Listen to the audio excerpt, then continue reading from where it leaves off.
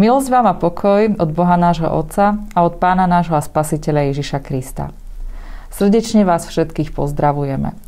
Či už deti z materskej školy, žiakov základnej školy, študentov gymnázia, kolegov učiteľov, všetkých bratov a sestry, ktorí sa s nami spojili. Naša plánovaná spoločná cesta školským rokom sa možno vyvíja inak, ako sme si to predstavovali. Žijeme zvláštnu dobu, ktorá nám nedovoľuje stretnúť sa naživo, a preto hľadáme cestu k vám týmto spôsobom, aby sme vám priniesli povzbudenie v Božom slove a modlitbe. Prelom mesiacov október a november so sebou prináša viacero zaujímavých dátumov. Napríklad 28. október si pripomíname vznik prvého spoločného štátu Čechov a Slovákov v roku 1918. Mnohí ľudia sú zasiahnutí skutočnosťou, že tento rok nebudú môcť navštíviť počas pamiatky zosnulých hroby svojich blízkych, aby si na nich spomenuli pri zapálení sviečky či položení kvietkov. Spomínať budeme doma. Evanjelici si už tradične 31. októbra pripomínajú pamiatku reformácie, ktorá sa začala v roku 1517. Práve odkazu a myšlienkam reformácie sa chceme spoločne venovať aj dnes. Začneme teda v mene Božom. Amen.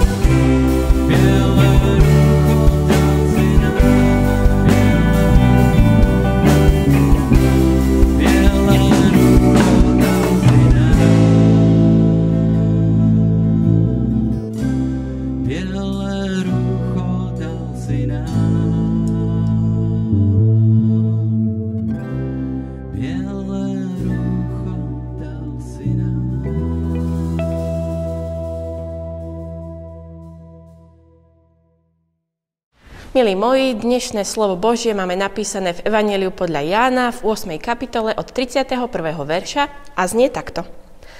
I riekol Ježiš Židom, ktorí uverili. Ak vy zostanete v mojom slove, ste naozaj moji učeníci. Poznáte pravdu a pravda vás vyslobodí. Odpovedali mu, potomstvo Abrahámovo sme a nikdy sme neslúžili nikomu. Akože teda hovoríš, budete vyslobodení? Odpovedal im Ježiš, veru, hovorím vám. Každý, kto pácha hriech, je otrokom hriechu. Otrok však nezostáva v dome na veky. Syn zostáva na veky. Ak vás teda syn vyslobodí, budete skutočne slobodní. Milí moji, tento biblický textík z Jánovho Evanjelia hovorí o jednej veľkej pravde. Hovorí o tom, ako Pán Ježiš vysvetľuje Židom, ktorí v Neho uverili, ako sa môžu stať jeho učeníkmi. Tak, že dovolia, aby ich vyslobodil. Pretože on im vraví, že jedine vtedy, keď ich on, ktorý je pravda, vyslobodí, až vtedy môžu byť naozaj slobodní. A ich to prekvapilo. Prečo slobodní? Veď oni sa cítili veľmi dobre. Nemysleli si, že by neboli slobodní. Nepovažovali sa za otrokov, ktorí by niekomu slúžili.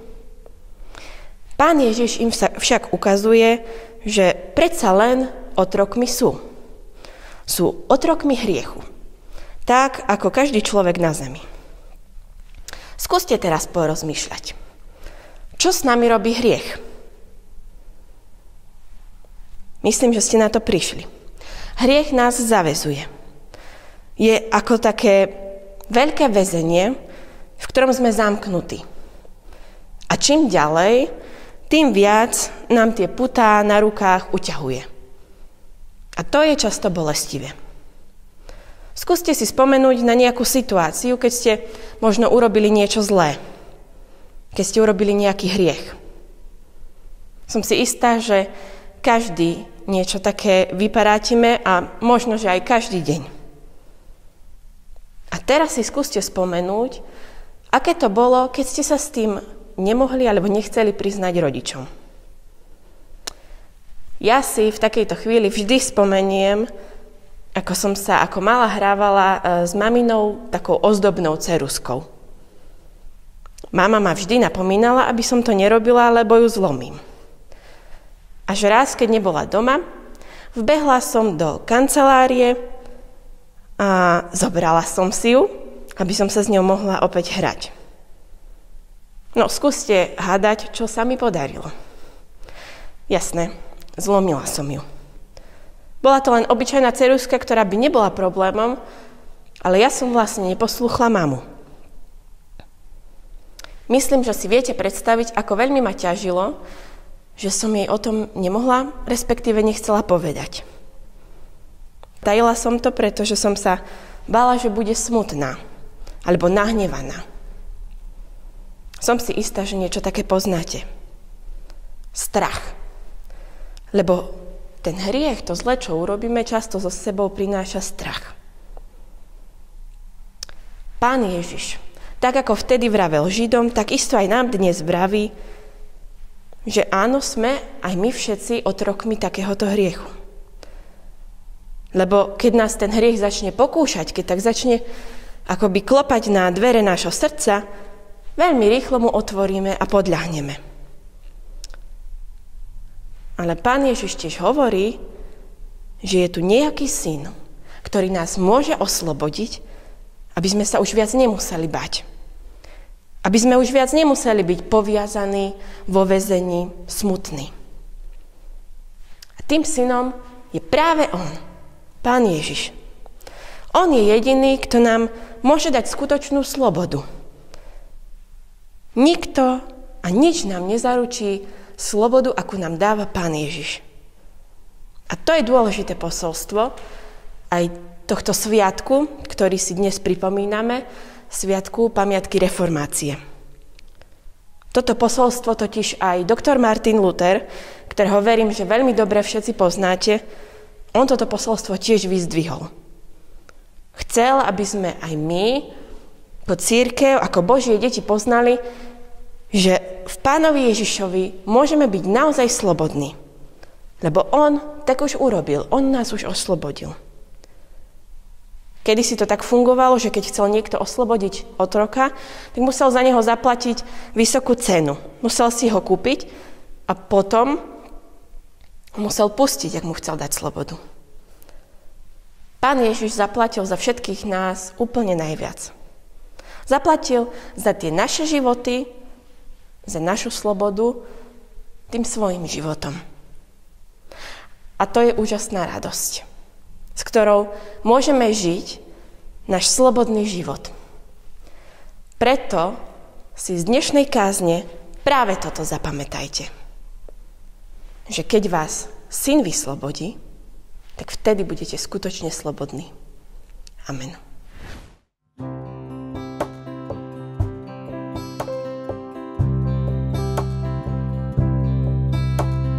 Len milosťou smieme vstúpiť, len pre milosť smieme stáť. Nemôžeme si to zaslúžiť, je to pre krv baránka. Pred svoju tvár stále zväžas, ty vojsť voláš nás. Pred tvoju tvár pozývaš nás, preto tu smieme stáť. Páne, keď odkryješ hriech, to obstojí. Ďaká, že krvou baránka sme očistení. Páne, keď odkryješ hriech, to obstojí. Ďaká, že krvou baránka sme očistení. Len milosťou smieme vstúpiť, len pre milosť smieme stáť. Nemôžeme si to zaslúžiť, je to pre krv baránka. Pred svoju tvár stále zväžas, ty vojsť voláš nás. Pred tvoju tvár pozývaš nás, preto tu smieme stáť. Pane, keď odkryješ hriech, to obstojí. Ďaká, že krvou baránka sme očistení. Pane, keď odkryješ hriech, to obstojí. Ďaká, že krvou baránka sme očistení.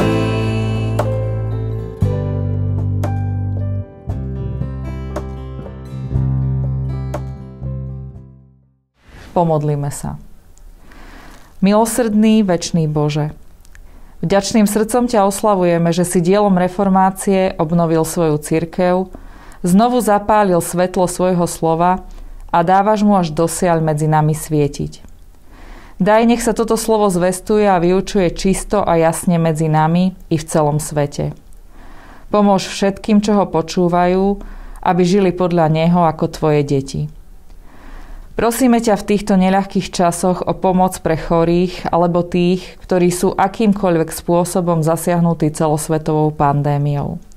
Dávaj zodpovednosť, múdrosť pri rozhodovaní, pokoru pri vykonávaní moci, nám všetkým trpezlivosť a pokoj do srdc. Vypočuj, Pane, aj našu spoločnú modlitbu. Otče náš, ktorý si v nebesiach, posväť sa meno Tvoje, príď kráľovstvo Tvoje, buď vôľa Tvoja, ako v nebi, tak i na zemi. Chlieb náš každodenný daj nám dnes a odpusť nám viny naše, ako aj my odpúšťame vinníkom svojim. I neuvod nás do pokušenia, ale zbav nás zlého. Lebo Tvoje je kráľovstvo, i moc, i sláva na veky. Sláva Bohu, Otcu, Synu i Duchu Svätému, ako bola na počiatku, i teraz, i vždycky, i na veky vekov. Amen. Príjmite požehnanie.